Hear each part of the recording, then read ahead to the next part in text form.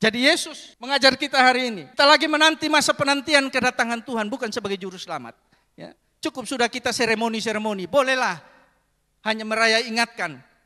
Tetapi yang perlu kita lakukan hari-hari ini, menata hidup kita. Untuk apa? Menanti hakim.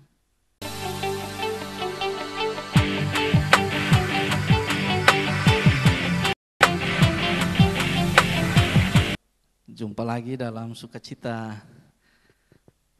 di dalam Tuhan ya. Ini masa-masa kita memasuki masa Adventus. Masa-masa penantian. Ya, penantian terhadap apa? Terhadap kedatangan Tuhan. Jadi mungkin saya akan berkhotbah sedikit berbeda.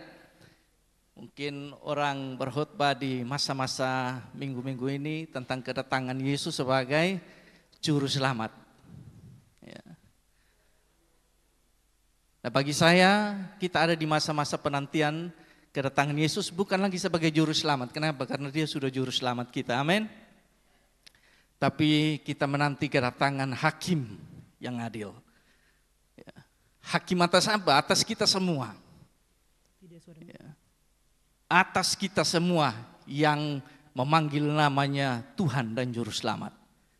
Jadi hari-hari ini mari kita hidup seturut kehendak Tuhan. Jangan lagi main-main ya. Mungkin jemaat bilang Bapak Pendeta juga main-main, jarang ke gereja gitu. Jarang nongol di sini ya. Kita tidak boleh hidup main-main lagi. Ya, karena yang kita nantikan ini adalah bukan lagi juru selamat, tetapi hakim yang adil. Tidak ada sogokan lagi itu ya. Kalau kita disuguhkan berita-berita terkait kopi sianida dan lain sebagainya, Sambo dan lain sebagainya, itu bisa disogok dan lain sebagainya, Gibran dan lain sebagainya. Tapi hakim yang datang kali ini tidak bisa disogok. Ya. Jadi tidak ada lagi main-main, tidak ada lagi pura-pura, tidak ada lagi kemunafikan. Jadi di masa Adventus ini saya ingin sekali berbagi tentang hakim yang adil ini. Kita akan dituntut di pengadilannya atas apa yang kita hidupi hari-hari ini, ya, semasa kita hidup. Seluruh kitab itu berbicara tentang kedatangannya ini. Ya, kalau kita melihat dunia bergelora hari ini, itu bagian dari penggenapan firman. Itu bagian dari nubuatan yang digenapi. Para nabi ingin hidup di masa kita. Tapi mereka tidak bisa. Mereka hanya menubuatkan sesuatu ke depan. Tetapi tidak bisa hidup di masa ini. Jadi berbahagialah kita yang hidup di masa ini. Untuk apa? Untuk melihat setiap janji Tuhan itu digenapi. Amin. Bagaimana bisa kita hidup dengan begitu rupa hari-hari ini? Ya. Yang tidak lagi mengindahkan apa yang Tuhan mau.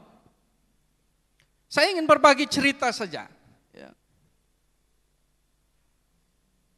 Ketika bumi itu dihancurkan pertama kali, ya, kisah air bah, Kejadian pasal yang ke-7.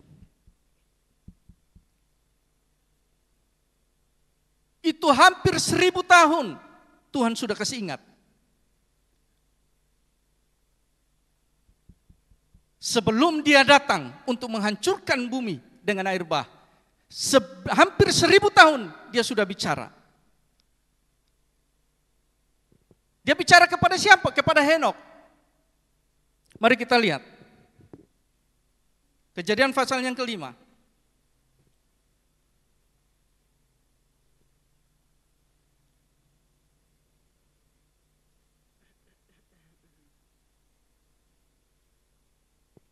Ayat 21. Setelah Henokh hidup 65 tahun, ia memperanakan Metusalah. Kalau kita baca sepintas, apa sih artinya? Ya kan? Setelah Henokh hidup 65 tahun, ia memperanakan Metusalah. Henokh itu usianya 365 tahun. 300 tahun berikutnya dia hidup bergaul dengan Tuhan. Itu yang dikatakan Alkitab. Nah, Tuhan sudah bicara tentang air bah di dalam Henok, kepada Henok di dalam Kejadian 5 ayat yang ke-21. Di luar di mana? Tidak ada. Di sini tidak kedengaran. Setelah Henok hidup 65 tahun, ia memperanakan Metusala. Metusala ini pemegang lembi, penjaga menara, ya. Tapi ada satu arti dari Metusala yang membuat saya berpikir bahwa itulah apa yang Tuhan katakan kepada Henok. Arti dari kata Metusala artinya when he die, it will come. Artinya apa? Ketika kamu mati, hal itu terjadi. Hal yang mana? Air bah itu tadi. Jadi ketika Henok memperanakan Metusala, Tuhan sudah bicara, ketika kamu mati Metusala, air bah itu sudah datang.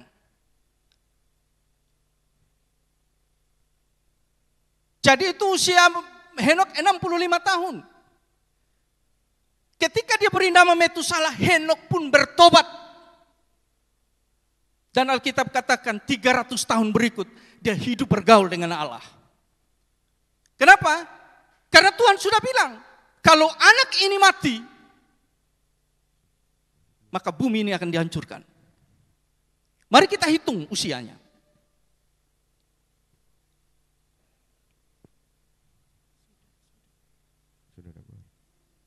Berapa jumlahnya?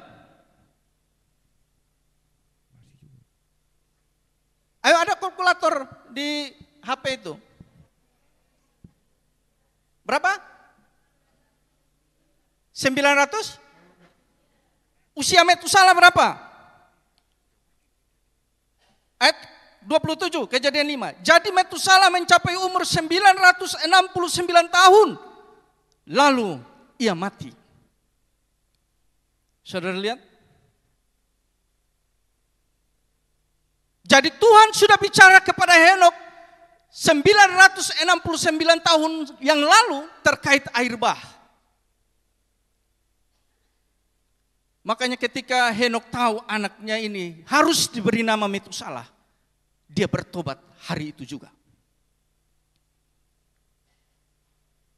Ya mungkin di antara kita punya pengalaman beda-beda tipis lah. Dulu waktu masih muda, ya, pulang malam mabuk, ya, buka pintu pakai tendangan aja, tidak pakai ketuk begitu ya.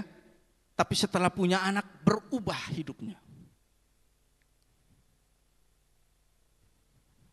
Ya, saya jumpa itu di Melolo, orang dagang kecil itu. Dia bilang saya usaha apa saja main bangkrut saja. Kenapa? Karena judi, suka mabuk. Ya. Pulang tidak ada yang benar, saya saja yang benar. Kalau sudah kalah, gitu ya. Istri omong juga tidak benar itu, salah semua itu. Tapi setelah punya anak, hidupnya dia mulai tata. Nah itu yang Henok alami.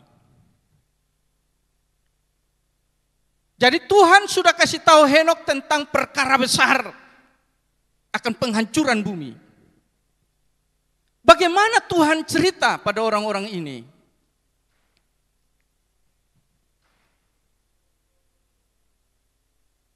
Ada lagi satu kasus, Kejadian 18.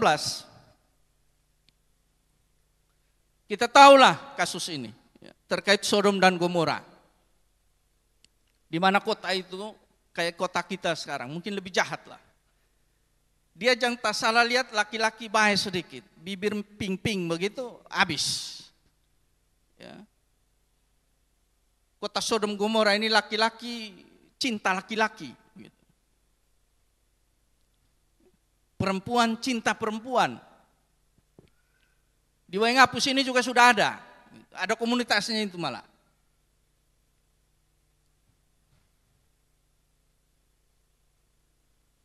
Kacau kota itu. Jadi dia jangan lihat anak laki-laki yang putih mulu sedikit, wah repot.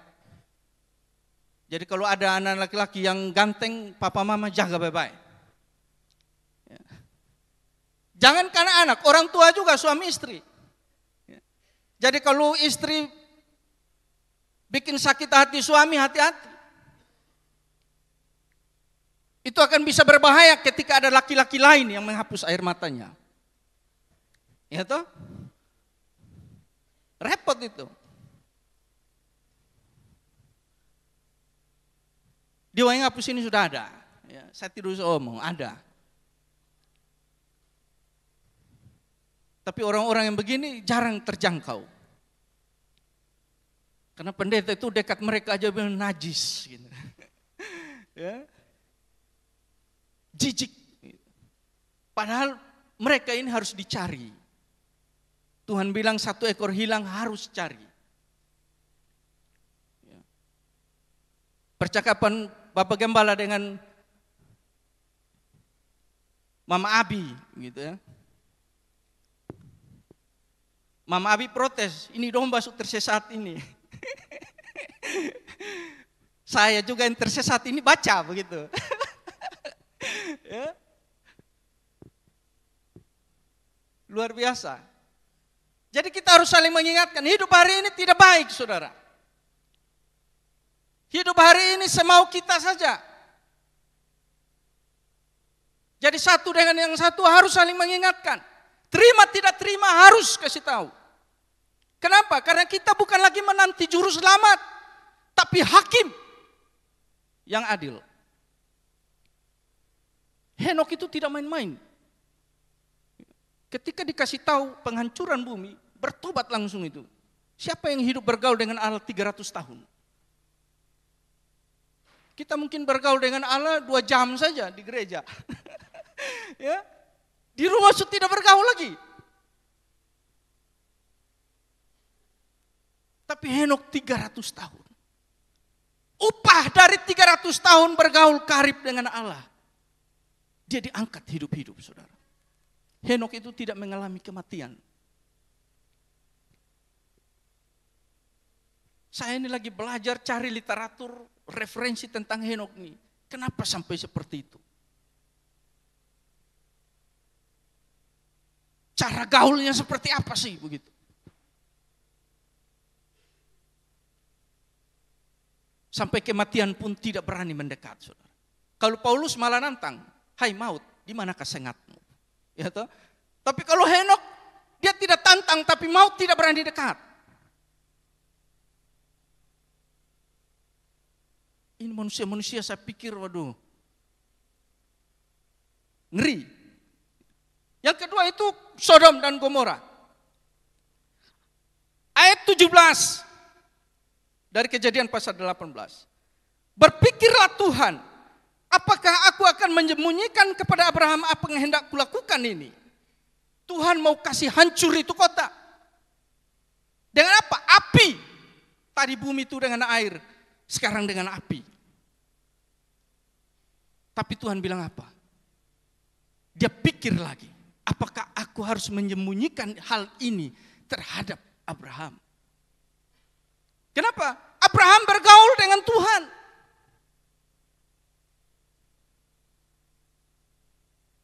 Jadi kalau kita mau tahu apa yang akan terjadi ke depan, gaulnya sama Tuhan.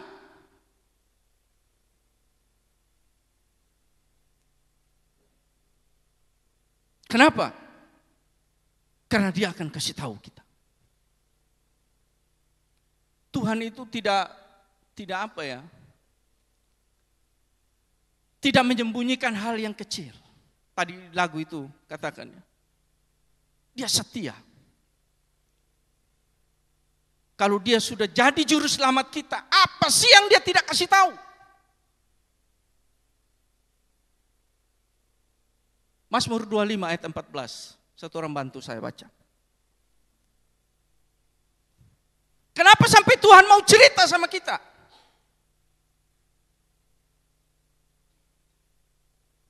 Mazmur 25 ayat 14.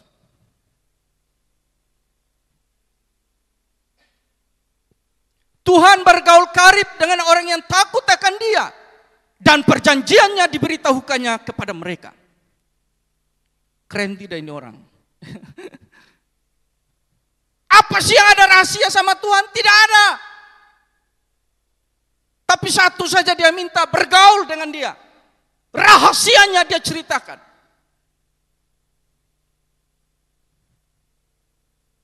Jadi kalau kita masih terseok-seok hari ini, belum dapat jawaban apa-apa, kamu kurang gaul sih.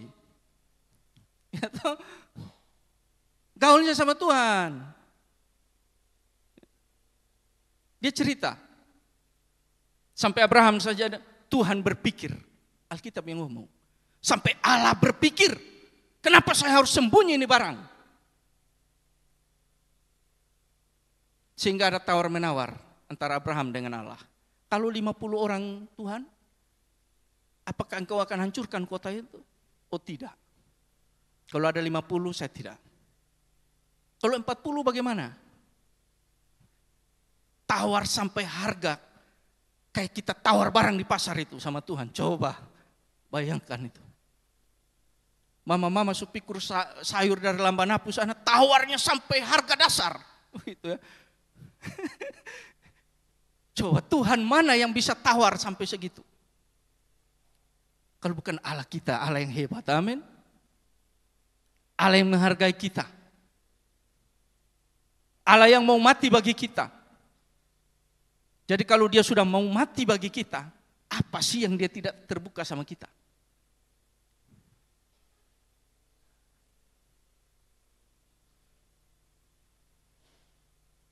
Apakah hidup ini boleh seperti itu? Boleh. Paulus tawar-menawar dengan Tuhan. Hai bos, kalau bisa ini penyakit pergi dululah. Masa saya doa orang tiba-tiba saya sakit ini? Nanti orang tidak percaya saya ini hamba Tuhan. Tapi Tuhan jawab apa? Cukup kasih karuniaku kepadamu. Siapa lagi tawar? Elia tawar.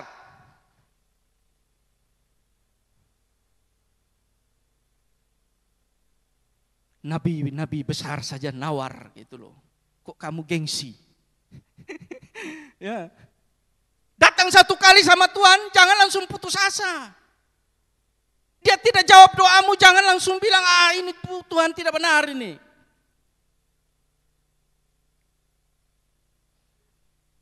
Apa yang kamu minta hari ini? Jodohkah? Kalau baru 5 tahun, belum seberapa, saudara. Yakub itu 14 tahun hanya nunggu satu orang yang dia cinta. Kamu sudah berapa tahun?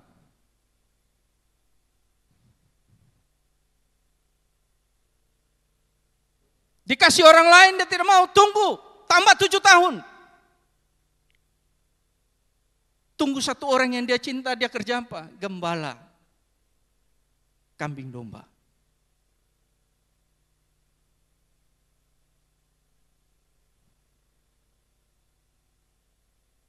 Jadi Tuhan itu mau cerita sesuatu sama kita.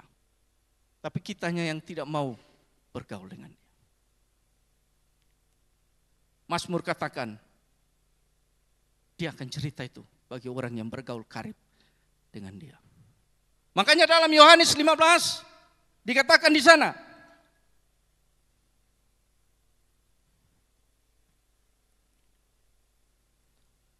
ayat yang ke-15, aku tidak menyebut kamu lagi hamba, sebab hamba tidak tahu apa yang diperbuat oleh tuannya, tetapi aku menyebut kamu sahabat, karena aku telah memberitahukan kepada kamu segala sesuatu yang telah aku dengar daripada Bapakku. Ini Tuhan pertegas lagi. Yesus ngomong sendiri dari mulutnya. Kamu bukan lagi hamba, tapi sahabat. Kenapa? Karena saya sudah cerita semua apa yang saya tahu tentang Bapa. Kita lagi menanti kedatangannya sebagai hakim. Jadi Yesus sudah kasih tahu cara kamu hidup yang seperti apa untuk menanti kedatangannya. Ayat 14 dia bilang apa? Kamu adalah sahabatku jikalau kamu berbuat apa yang kuperintahkan kepadamu. Perintahnya apa? Ayat 17. Inilah perintahku kepadamu, kasihilah seorang akan yang lain. Nggak susah. Tidak susah. Perintahnya tidak susah. Kasihilah seorang akan yang lain.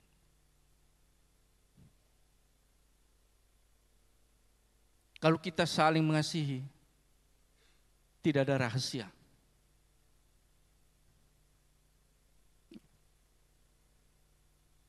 Kenapa? Karena kita sahabatnya. Dia sudah bilang, kita sahabat. Tipe sahabat itu ada 3. Menurut filsuf Yunani, yang pertama itu kalau sama-sama untung. Saya bergaul dengan seseorang, kita sama-sama senang begitu. Makan nggak makan asal ngumpul, itu tipe sahabatnya. Tidak ada beras di rumah, yang penting ngerujak saja enak. Gitu. Hilang beban pikiran di rumah, gitu ya. Harga beras naik, dia tidak pikir, yang penting ada teman ngopi. Gitu ya. Babi mau teriak tidak ada polar, dia tidak pikir.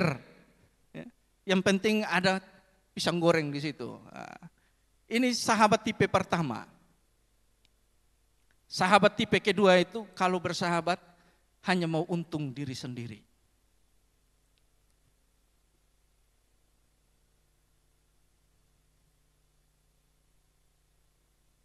Ini namanya konkupiscentia dalam bahasa Yunani. Jadi dia bersahabat dengan orang tuh ada maunya. Artinya hal itu saya tidak bisa kerjakan, saya berteman dengan dia, dia yang kerja. Itu bahasanya pamehang. Politiknya pamehang begitu. Walaupun musuh dia akan rangkul. Kenapa? Karena barang itu dia tidak bisa kerja. Ini orang bisa kerja, rangkul dia kerjain barang.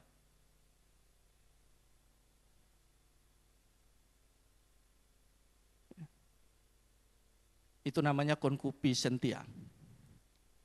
Dan ada sahabat yang terakhir.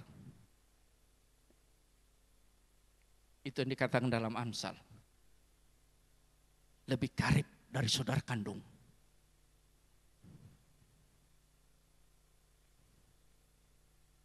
Itu sahabat yang saudara kandung pun kalah.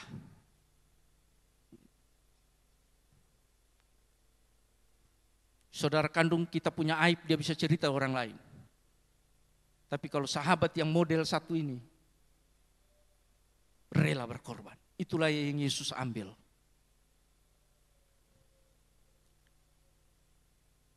Dalam pembacaan Yohanes ini, tidak ada sahabat yang mengorbankan nyawanya untuk sahabat-sahabatnya. Tidak ada orang gila mau mati untuk sahabatnya. Tapi ini Yesus lakukan itu.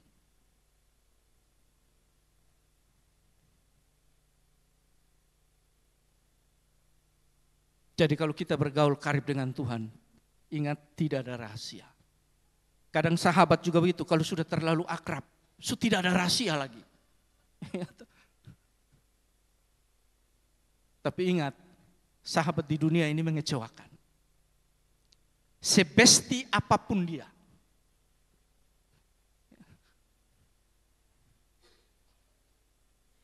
Kamu sampai sudah perjanjian darah di gelas air minum pun tetap ada pengkhianatan di sana. Ya. Saya pernah ketemu orang Timur, pacarnya orang bule, itu sampai perjanjian darah. Tidak akan saling melepas satu dengan yang lain. Nama bulenya Bruce. Nama ceweknya itu Ripka. Jadi Ripka itu kalau tidak kirim dari Australia uang itu, salon pas itu di mana-mana. Jadi kalau Ripka keluar kamar dengan salon pas, ini tidak ada uang.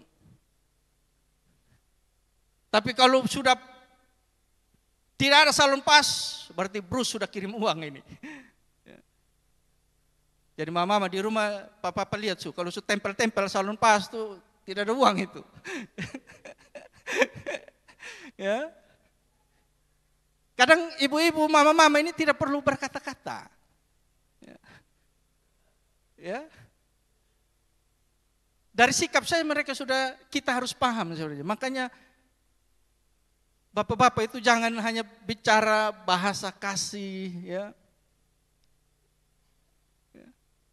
Karena bahasa ini ada yang pakai verbal, ya. Ada juga yang hanya pakai, orang bilang body language, bahasa tubuh. Lihat gerakan tubuhnya saja dia sudah tahu. Oh, ini mama minta jalan-jalan ini. Nah, sudah tahu itu. Apalagi musim panas begini tuh, healing orang bilang. Kadang mama suka kasih kode healing, bapak hilang. Bapak pura-pura pikun sudah, begitu. Jadi bahasa itu ada yang verbal, ada yang non verbal. Nah, para suami, para pria harus kuasai itu, bahasa-bahasa itu. Karena banyak wanita itu dia tidak suka ngomong. Karena bagi mereka itu kamu sudah tahu. Ya. Karena wanita itu menganggap kita juga ini Tuhan Allah, saudara. Tahu yang isi hatinya. Tambah kalau bapak sudah tidak bergaul dengan Tuhan, sudah buta sudah. Ya, toh?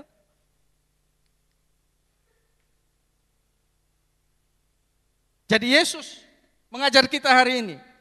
Kita lagi menanti masa penantian kedatangan Tuhan, bukan sebagai juru selamat. Ya. Cukup sudah kita seremoni-seremoni, bolehlah hanya meraya ingatkan. Tetapi yang perlu kita lakukan hari-hari ini, menata hidup kita. Untuk apa? Menanti hakim. Saudara, kalau hakim yang datang pasti persiapannya beda. Ya, toh? Kalau Pak Jip selamat ya, baru kedatangan lagi jagoannya, Arjunanya. Persiapan dari jauh-jauh hari sudah pasti ada. Itu berbeda ketika menanti orang yang mau datang hakimi kita. Kira-kira kalau polisi kasih surat panggilan saudara di rumah, apa yang saudara siap?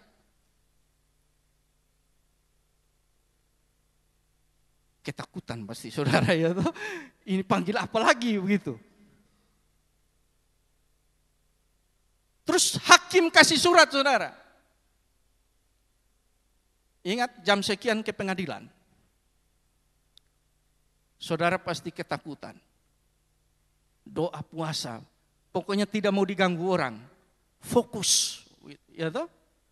Nah ini hakim yang adil. Hakim agung kita mau datang. Masa hidup kita begini-begini saja? Harus ada persiapan. Karena ketika sudah depannya dia, hakim ini, sudah tidak ada lagi kata mau ulang, ya, kasih kesempatan, sudah tidak ada. Hidup inilah kesempatan itu. Jadi mari kita tata hidup kita, ya, mulai hari ini. Jangan tunggu lagi ya. Kenapa saya bilang mulai hari ini? Israel itu perang, jadi bukan karena dia perang jadi kiamat, tidak. Tapi memicu perang yang lain. Jangan lihat perang rudal yang terbang itu. Tapi saudara harus lihat bahwa ekonomi goncang di mana-mana. Akibat apa? Perang. Yang pikir saudara banyak uang di bank itu tidak ada arti lagi. Nilai mata uang itu pasti jatuh dan lain sebagainya. Jadi kalau dunia sudah seperti ini, mari yang kita tata itu hidup kita sudah. Ya. Seremoni-seremoni lain boleh, gitu. Saudara mau beli mobil boleh, gitu ya. Saudara mau ya ada krismon juga, ya. Promosi ini sekalian saya promosi. Mau beli mobil ada krismon, boleh, tidak dilarang. Ya. Mau pakai pelayanan kayak apa tidak dilarang. Tapi yang perlu saudara tata adalah hidupmu, karaktermu hari-hari ini. Bergaul sama Tuhan supaya Tuhan cerita apa yang Tuhan mau dalam hidup kita. Saya tutup dengan satu kisah. Ada satu orang namanya Yosef Medikot Sriven. Atau orang biasa katakan Yosef Sriven. Dia lahir di Irlandia tahun 1819. Siapa di sini yang lahir tahun itu? 1819. Dia lahir di Irlandia. Dia cinta satu cewek, ya. Cinta sekali. Sampai mereka merancangkan pernikahan. Sudah bertunangan, mau menikah. Lalu dalam beberapa hari ke depan ini dia mau nikah. Tunangannya ini berenang, tenggelam lalu mati. Ya. Jadi biasa kalau orang mau nikah itu jamba jalan. Ya. Itu pamali, orang tua dulu bilang begitu. Kalau mau nikah itu jangan aneh-aneh. Jangan bawa motor, jangan bawa oto, jangan keluar jalan di mana-mana. Karena setan itu tidak mau lihat kamu bahagia. Dia pencuri, pembunuh, pembinasa. Harus patokan itu, Yohanes 10 ayat 10. Ya toh? Jadi yang mau hari bahagia ingat rem-rem bajalannya, ya toh? Jangan pitang gedu sana tak kujupi kita sudah lihat di medsos sujalan begitu. Undangan sujalan dia ikut jalan juga. Ya jangan, ya. Jadi ini pesan orang tua dulu. Ya. Jadi kalau mau menikah itu kurangi bajalan. Atau mungkin ini kutukan dulu-dulu saya tidak tahu. Ya. Tapi saudara jangan nantang, saya mau coba, silakan. Saya tidak larang, silakan. Tidak dosa juga. Ya, silakan. Nah, ketika Joseph Scriven ini pacarnya meninggal, dia terpukul. Karena sudah tinggal menghitung hari, kata Krisdayanti. Ya. Tidak sampai di situ. Dia tes tentara. Karena dia frustrasi, dia mau lampiaskan tentara. Ya, tes tentara. Dengan asumsi dia kemarahannya itu dia akan tumpahkan di medan pertempuran. Tidak lolos. Karena memang niat sujahat. Ya. Tidak lolos. Tambah stres. Akhirnya dia pindah dari Irlandia ke Kanada. Di sana dalam situasi terpuruk. Orang bilang dalam titik nadir terendah dalam hidupnya dia. Satu-satunya pelariannya adalah pelayanan. Dia mulai melayani Tuhan, anak-anak fakir miskin, orang sakit dia jenguk di rumah sakit, ya. Dia doakan orang-orang, dia terlibat pelayanan. Sambil dia pelayanan, dia menata hidupnya kembali. Jumpa lagi seorang cewek. Dia suka. Jatuh cinta. Dan lain sebagainya. Rancang lagi masa depan bersama. Mau menikah. Beberapa hari sebelum menikah.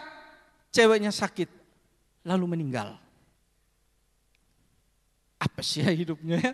Saya pikir tidak ada seapes itu di sini ya. Kita di sini tidak seapes si Joseph Scriven. Kalian boleh cari itu, nama itu. Pasti ketemu cerita ini.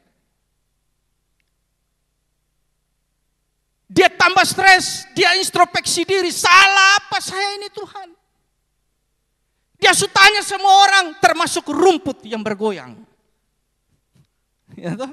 Bertanya pada rumput yang bergoyang, kata Ebed Gade. Dia tanya, tidak ada jawaban. Sangat terpukul. Segala macam cara dia sudah lakukan. Sampai dia bilang, adakah dosa di hidupku? Adakah sesuatu yang menghambat kebahagiaan di hidupku? Mulai menyalahkan diri sendiri. Lalu dalam pergumulan itu, dia tulis satu lagu yang dia kirim kasih mamanya di Irlandia. Lagu itu judulnya, What a Friend We Have in Jesus. Karena dia orang Inggris, bukan orang Indonesia ya, jadi lagunya judulnya begitu. Ya. What a friend we have in Jesus. Dalam bahasa Indonesia lagu itu adalah Yesus kawan yang sejati. Kidung Jemaat 453. Dan lagu itu dinyanyikan sampai hari ini. Jadi kalau kamu nyanyi lagu itu, ingat yang cipta itu orang yang dalam keterpurukan. Hari ini di hadapan kita ada perjamuan. Ingat ketika kita mengangkat ini, semua pergumulan kita, sekali lagi, semua pergumulan kita, apa saja itu judulnya, ketika kamu makan dan minum perjamuan ini, ingat Tuhan sudah selesaikan itu. Amin. Apa saja judulnya pergumulan kita hari-hari ini, kesengsaraan, kepahitan, apa saja, ketika angkat perjamuan ini,